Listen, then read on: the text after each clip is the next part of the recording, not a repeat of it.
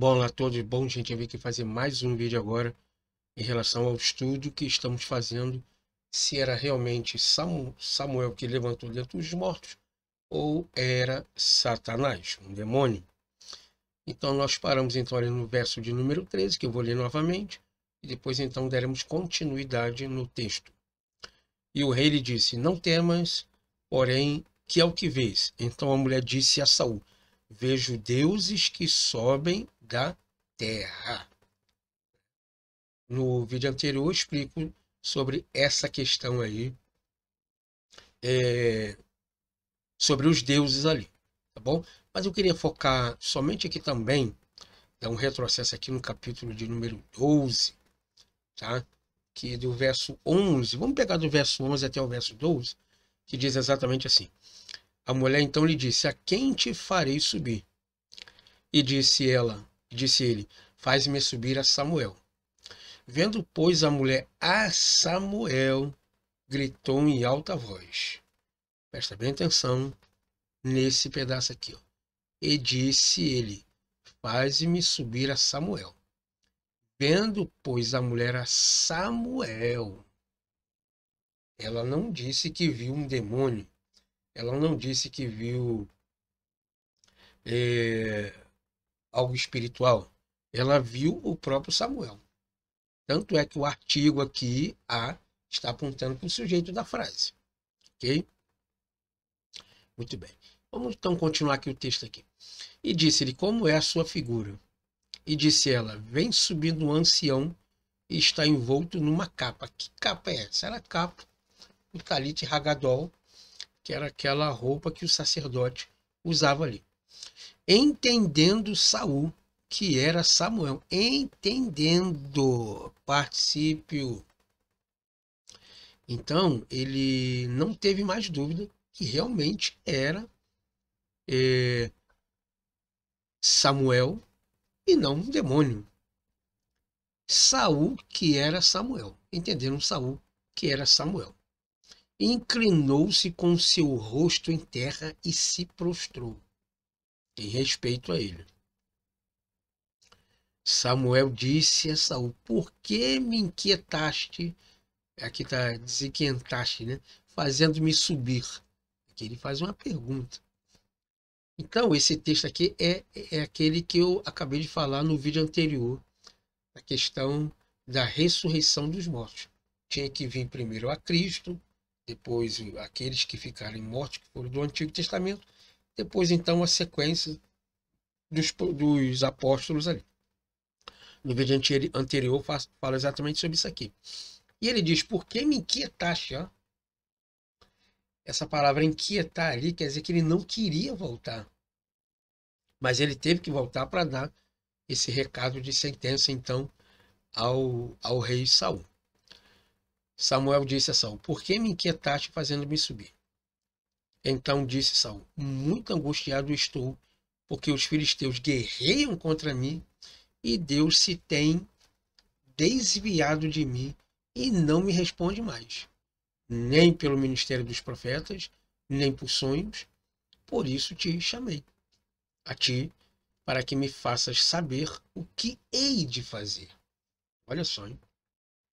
Agora presta bem atenção que essa daqui vai dizer que realmente era Samuel e não demônio. Olha os detalhes que ele vai trazer aqui, ó. Então disse Samuel: Por que, pois, a mim me perguntas? Por que, pois, a mim me pergunta?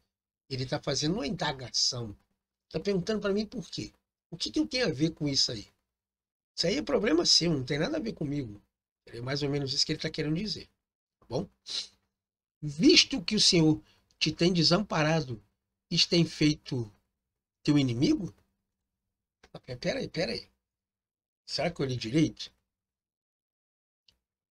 Por que, pois, a mim me perguntas, visto que o Senhor te tem desamparado e tem feito teu inimigo? Uma outra indagação aqui de novo? Desde quando que Satanás vai indagar a pessoa em relação a defender a Deus ali? Aonde está escrito isso? Aqui ele está fazendo uma indagação. ao rei. E desde quando que Satanás vai ficar do lado de Deus para defender a Deus e ficar contra aqueles que servem a Deus? Tá esquisito, né? Porque o Senhor tem feito para contigo como pela minha boca te disse. Olha só. Então quer dizer que agora Satanás é mensageiro de Deus para trazer a mensagem de, de, de juízo contra os filhos de Deus? A favor de Deus? Poxa, esse Deus aí tá mudando mesmo, hein?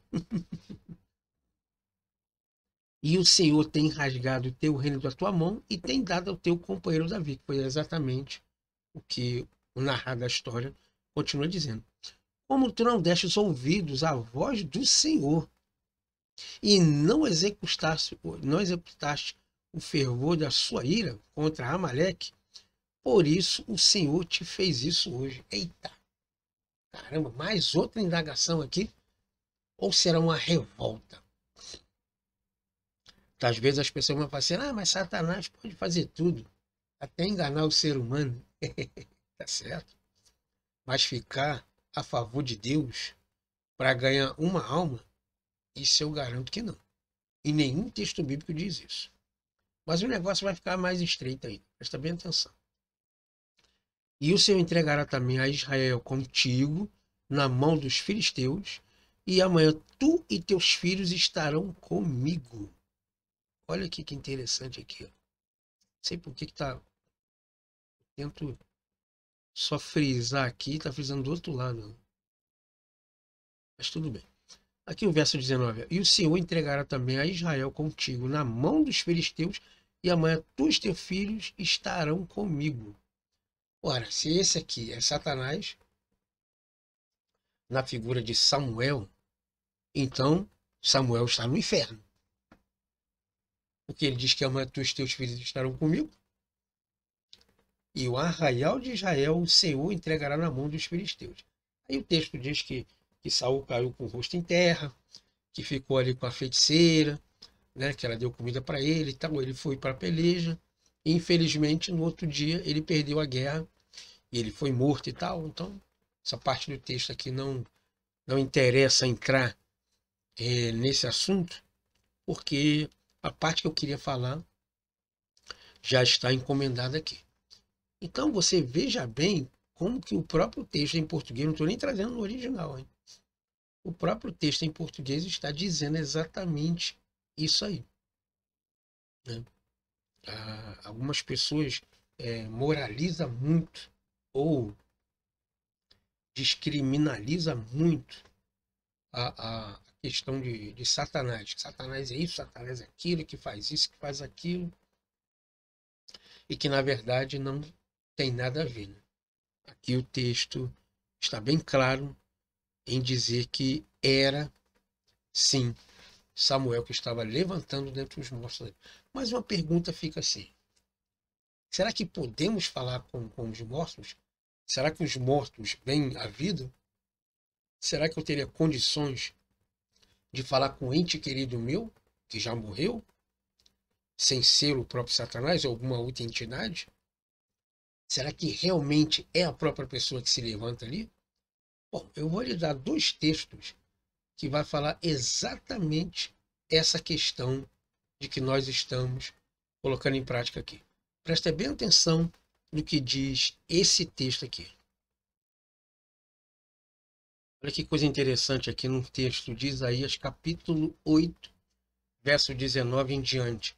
Presta bem atenção que o próprio texto aqui mostra que os mortos continuam aqui ainda na terra. Presta bem atenção. O verso 19. Quando vos disserem, consultai os que têm espíritos familiares. Não é espírito de demônio que está escrito aqui, não. Espíritos familiares. Tá? A minha mãe já é falecida.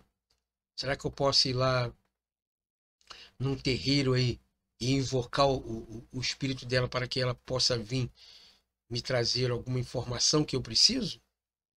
Espíritos familiares, é o que está escrito aqui. E os adivinhos que chireiam e murmuram entre os dentes, Não recorrerá um povo ao seu Deus? A favor dos vivos, não se interrogará aos mortos? O que o texto está querendo dizer? Por que consultar os espíritos familiares que chireiam entre os dentes? Não consultará a Deus o seu povo?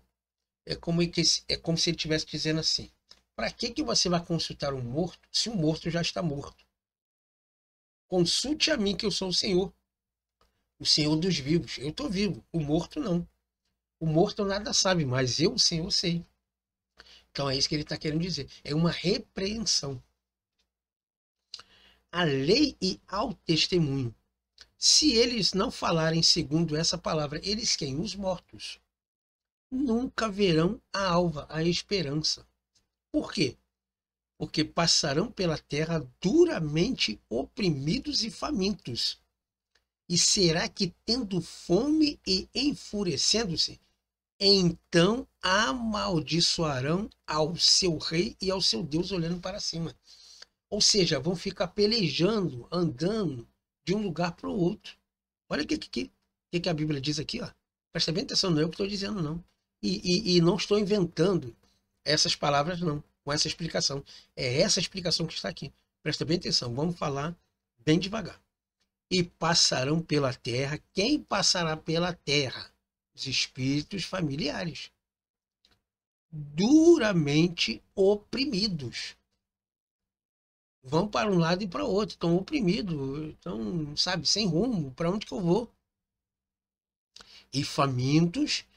E será que, tendo fome e enfurecendo-se, então amaldiçoarão ao seu rei e ao seu Deus olhando para cima? E olhando para a terra, e eis que haverá angústia e escuridão. A entender melhor do que isso aqui, veja o filme Ghost, do outro lado da vida. Fala bem claro sobre isso aqui.